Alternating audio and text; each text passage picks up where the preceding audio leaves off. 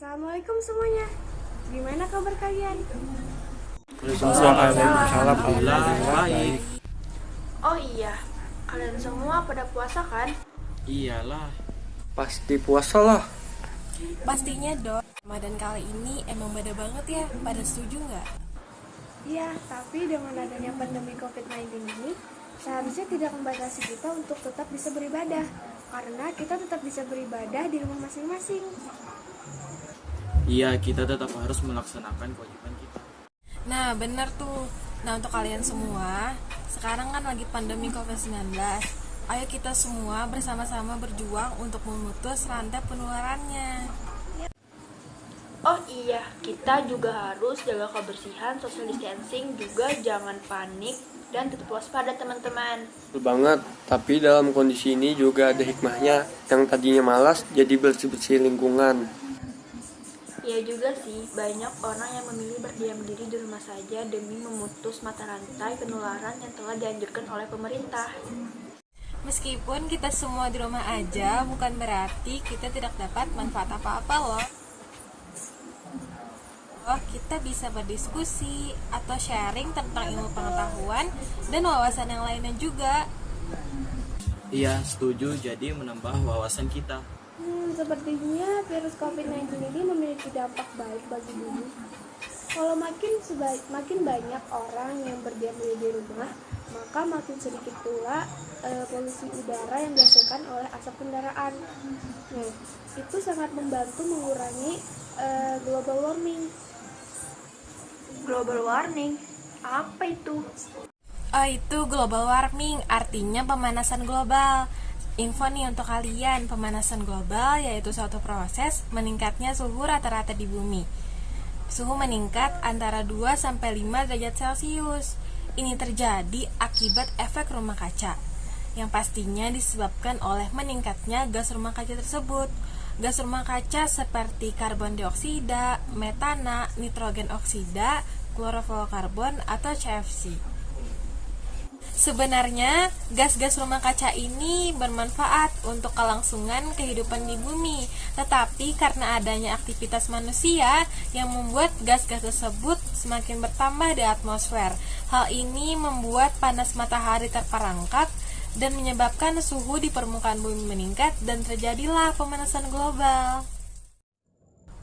Nah, aktivitas yang menghasilkan gas rumah kaca yang pertama ada transportasi.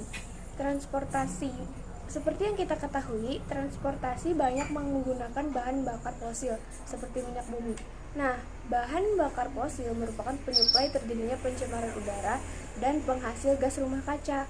Yang kedua, kegiatan industri. Aktivitas industri yang melibatkan pemakaian bahan bakar fosil akan menaikkan konsentrasi gas karbon dioksida di atmosfer sehingga menambah emisi gas rumah kaca. Yang ketiga, ada pembuangan sampah. Sampah dapat dikatakan sebagai masalah serius dari urusan rumah tangga hingga dunia karena pengolahan sampah yang tidak tepat dapat merugikan manusia dan lingkungan. Yang keempat, ada penebangan dan pembakaran hutan. Karena penebangan dan pembakaran hutan yang terjadi secara terus-menerus, maka tidak ada lagi tanaman yang menyerap karbon dioksida sehingga mengakibatkan terjadinya pemanasan global. Yang kelima, ada pertanian dan peternakan. Pada pertanian, anaerob dalam tanah melepaskan gas metana. Selain itu, pupuk dengan kandungan nitrogen yang sering digunakan dalam pertanian juga memiliki kandungan gas metana. Jadi, pada sektor pertanian dan peternakan, emisi metana dan karbon juga tidak dapat dihindarkan. Pemanasan global mempunyai dampak yaitu hujan asam yang diakibatkan oleh ulah manusia, perubahan iklim karena berlubangnya lapisan ozon sehingga suhu bumi memanas, mencairnya es di kutub karena suhu bumi yang panas, banyaknya daratan yang tenggelam karena mencairnya es di kutub, menurunnya produksi pertanian karena iklim yang tidak menentu. Teman saya tadi, ternyata ada dampak lain. Apa itu? Yaitu akan berkurangnya spesies flora dan fauna. Mengapa ini terjadi? Karena suhu udara yang meningkat serta cuaca yang cukup ekstrim. Apabila ini terjadi kepada flora dan fauna, si flora dan fauna ini akan mati dan akibatnya akan punah. dan juga akan menjadi langka. Nah, setelah itu akibat dari pemanasan global juga berdampak kepada habitat si hewan. Habitat si hewan akan hilang. Contohnya saja seperti beruang kutub. Beruang kutub dia membutuhkan sepotong es. Dan sepotong es tersebut adalah buat untuk istirahat, tempat tinggal dan tempat tinggalnya. Apabila sepotong es tersebut mencair, si beruang kutub pun akan susah untuk hidup dan akibatnya akan mati. Dan juga dia susah untuk mencari ikan walaupun dia bisa berenang. Nah, gitu teman-teman. Juga dampak dari pemanasan global ini dapat menimbulkan berbagai macam virus. Suhu di bumi yang meningkat mendorong perkembangan virus, seperti contohnya pada virus flu burung yang terdapat pada unggas. Hal ini dikaitkan dengan akibat perubahan iklim yang menyebabkan peningkatan penyebaran hewan yang bisa saja hewan tersebut membawa virus-virus yang berbahaya. Seperti halnya sekarang adanya pandemi COVID-19.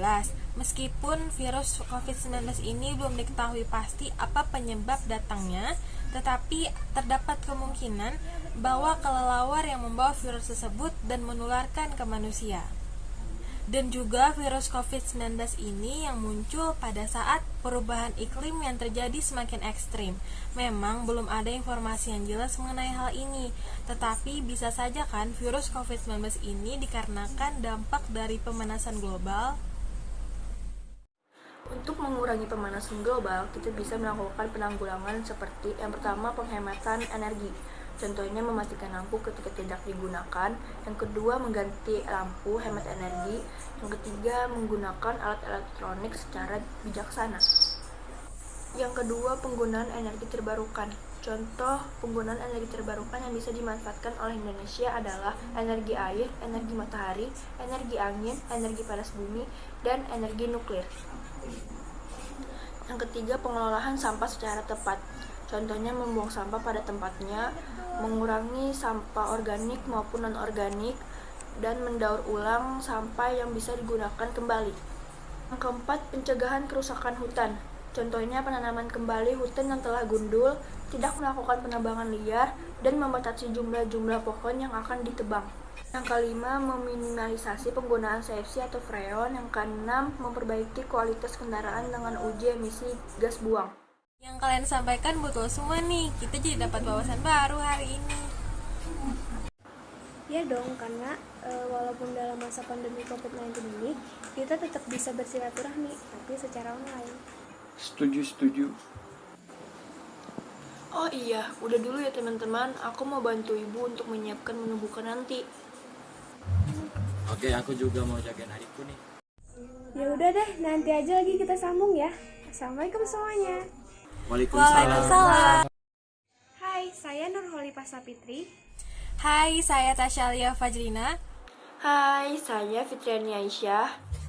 Hai, saya M. Sandi. Saya Ahmad Ihya Kurniawan. Mari kita jaga bumi ini Untuk menghindari ancaman global warming, Dan di tengah pandemi COVID-19, Ayo kita berjuang bersama. Memutus rantai penularan. We can do it. we can do it. we can do it. We can do it. you can do it.